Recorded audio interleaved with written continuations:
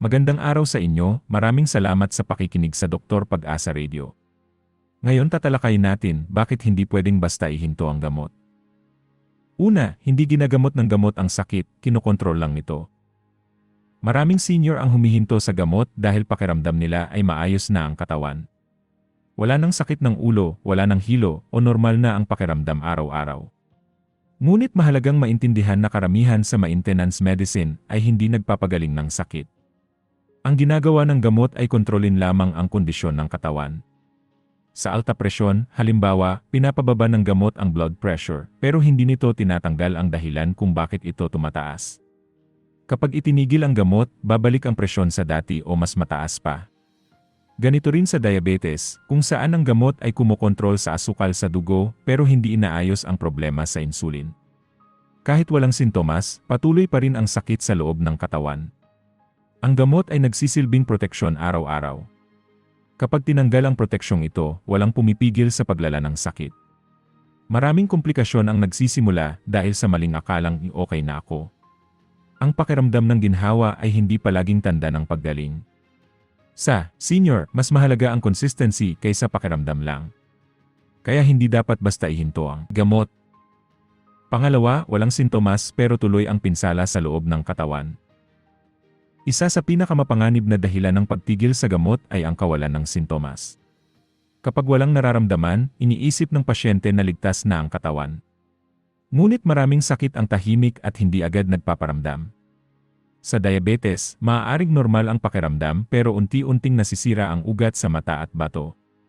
Sa high blood, maaaring walang sakit ng ulo pero patuloy ang pinsala sa utak at puso. Ang mga pinsalang ito ay dahan-dahan ngunit tuloy-tuloy. Kapag naramdaman na ang sintomas, madalas ay malala na ang kondisyon. Ang gamot ay hindi palaging nagbibigay ng agarang ginhawa. Ngunit ito ang pumipigil sa tahimik na pagkasira ng katawan. Maraming senior ang nagulat na lang na may komplikasyon na pala. Ang pag-inom ng gamot ay parang tahimik na bantay sa loob ng katawan. Hindi ito nararamdaman pero mahalaga. Kapag itinigil, nawawala ang bantay na ito. Kaya hindi sapat na basihan ang pakiramdam lang. Kailangang sundin ang gamutan kahit walang sintomas. Pangatlo, rebound effect, mas malala ang pagbalik ng sakit. May mga gamot na kapag biglang itinigil ay nagdudulot ng rebound effect. Ibig sabihin, mas malala ang pagbabalik ng sintomas kaysa dati. Halimbawa, sa gamot sa alta presyon, maaaring biglang tumaas ng sobra ang blood pressure. Sa gamot sa puso, maaaring bumilis ang tibok o sumikip ang dibdib. Sa gamot sa anxiety o pagtulog, maaaring makaranas ng matinding kaba at hindi makatulog. Ang katawan ay nasasanay sa regular na presensya ng gamot. Kapag bigla itong nawala, nagugulat ang sistema ng katawan. Ang biglaang pagbabago ay nagdudulot ng stress sa katawan. Sa senior, mas mabagal ang kakayahan ng katawan na mag-adjust. Kaya mas mataas ang panganib ng masamang reaksyon. Maraming emergency cases ang dahil sa rebound effect. Madalas ay hindi inaasahan ng pasyente ang biglaang paglala. Iniisip nila na ligtas lang tumigil. Ngunit sa totoo lang, mas mapanganib ang biglaang paghinto. Ang rebound effect ay maaaring magdulot ng seryosong komplikasyon. Kaya mahalaga ang tamang gabay sa pagtigil ng gamot. Pang-apat, mataas ang panganib ng stroke at atake sa puso. Ang biglaang pagtigil ng gamot sa high blood at cholesterol ay direktang konektado sa stroke at atake sa puso. Kapag hindi kontrolado ang blood pressure, mas madaling pumutok ang ugat sa utak. Kapag mataas ang cholesterol, mas madaling mabarahan ang daluyan ng dugo sa puso. Ang mga kondisyong ito ay tahimik ngunit delikado. Maraming senior ang walang babala bago atakihin. Sa maraming kaso, ang sanhi ay hindi pag-inom ng maintenance medicine. Ang stroke ay maaaring magdulot ng paralisis o pagkawala ng kakayahang magsalita. Ang atake sa puso ay maaaring ikamatay o magdulot ng panghabang buhay na pinsala. Ang mga ito ay hindi bigla ang nangyayari ng walang dahilan. Madalas ay may history ng hindi pagsunod sa gamutan. Ang regular na pag-inom ng gamot ay malaking proteksyon laban sa mga ito. Kapag tinigil ang gamot, nawawala ang proteksyong ito. Ang simpleng desisyon na tumigil ay maaaring magdulot ng permanenteng epekto. Kaya hindi dapat basta-basta ang paghinto ng gamot. Panglima, mas sensitibo ang katawan ng senior sa biglaang pagbabago. Habang tumatanda, humihina ang kakayahan ng katawan na mag-adjust. Ang atay at bato ay bumabagal ang paggana. Dahil dito, mas sensitibo ang katawan ng senior sa pagbabago ng gamot. Ang biglaang pagtigil ay maaaring magdulot ng hilo, panghihina, o pagkalito. Maaari ring bumaba o tumaas ng bigla ang blood pressure. Ang mga sintomas na ito ay nagpapataas ng panganib ng pagkahulog. Ang pagkahulog sa senior ay maaaring magdulot ng bali o matinding pinsala. Ang isang simpleng pagbabago sa gamot ay maaaring magresulta sa aksidente. Ang katawan ng senior ay nangangailangan ng stability. Ang biglaang pagbabago ay isang malaking stress sa sistema. Kaya mahalaga ang dahan-dahang pagbabago kung kinakailangan. Ang doktor ang dapat magdesisyon nito. Hindi ligtas ang sariling eksperimento sa gamot. Ang kaligtasan ng senior ay nakasalalay sa tamang pamamahala ng gamot. Pang-anim, withdrawal symptoms ay totoo at delikado. May mga gamot na kapag biglang itinigil ay nagdudulot ng withdrawal symptoms. Kabilang dito ang gamot sa depresyon, anxiety, pagtulog at epilepsy. Ang mga sintomas ay maaaring panginginig, pagsusuka, sobrang kaba at hirap matulog. Ang ilan ay nakakaranas ng pagkalito at matinding panghihina. Hindi ito arte o gawa-gawa lamang. Ito ay tunay na reaksyon ng katawan. Ang katawan ay nasanay sa presensya ng gamot sa mahabang panahon. Kapag biglang nawala, nagkakaroon ng imbalance. Ang withdrawal ay maaaring maging mas delikado kaysa sa side effects ng gamot. Sa senior, mas malala ang epekto nito. Kaya may mga gamot na kailangang dahan-dahang binabawasan. Ang prosesong ito ay dapat gabayan ng doktor. Ang biglaang paghinto ay maaaring magdulot ng emergency. Kaya hindi dapat minamaliit ang withdrawal symptoms. Pang-7, mas mahirap kontrolin ang sakit kapag matagal itinigil.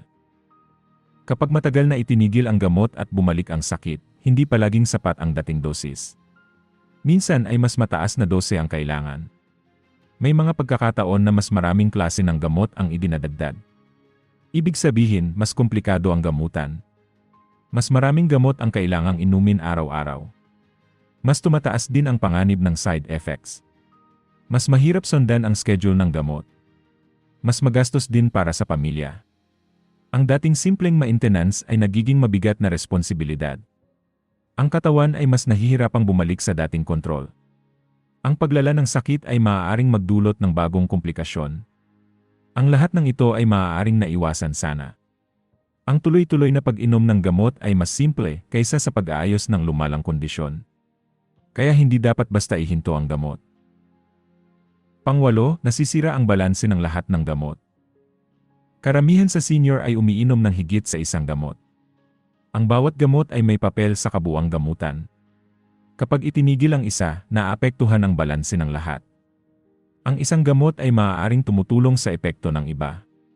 Kapag tinanggal ito, maaaring bumaba ang bisa ng ibang gamot. Maaari ring tumaas ang side effects ng natitirang iniinom. Ang katawan ay parang isang sistema na magkakaugnay ang lahat. Kapag may tinanggal na bahagi, naapektuhan ang buong sistema. Ito ang dahilan kung bakit mahalaga ang medication review.